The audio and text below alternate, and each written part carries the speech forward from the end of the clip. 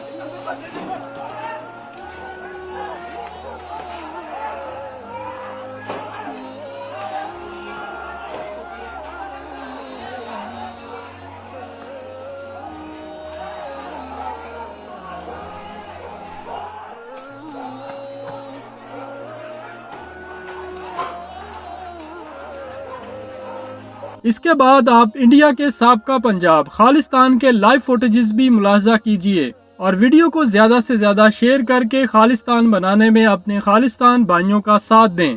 सत्कारियों खालसा जी, वाहिगुरु जी का खालसा, वाहिगुरु जी की फतेह। मदा नंबर 1 अज का सरबत खालसा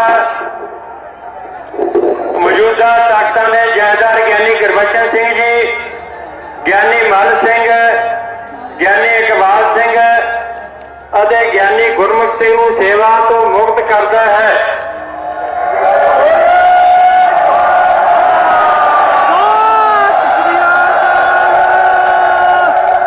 क्योंकि ये सिंह साहिबान तख्त साहिबान की मान मर्यादा को कायम नहीं रख सके। अपनिया निजी गर्जा, दुनियावी स्वार्थ ਅਤੇ राजनीतिक लालचा कारण सर्वोच्च संस्था की मौलिक आजाद हाथी को पेशा करना खत्म करनी लंबे समय तो लगियां राजनीतिक पार्टियां के इन्ना आत्म समर्पण कर दिता। संस्था के डेरा सौदा साहब लिया फैसला इन्होंने घटनावां का जिक्र सी। सरबत खालसा अज कार्यकारी जथेदारां दी ਨਿਯੁਕਤੀ ਕਰਦਾ ਹੈ ਭਾਈ ਜਗਤਾਰ ਸਿੰਘ ਹਵਾਰਾ ਨੂੰ ਸ੍ਰੀ ਅਕਾਲ ਤਖਤ ਸਾਹਿਬ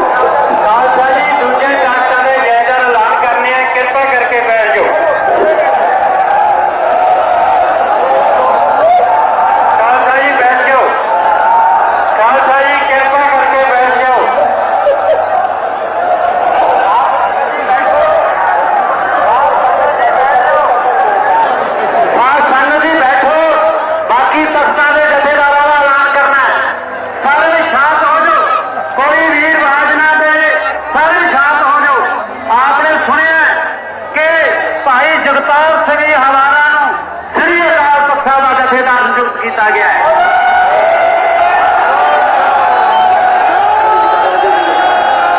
ਹੁਣ ਅਗਲੇ ਜਥੇਦਾਰਾਂ ਦਾ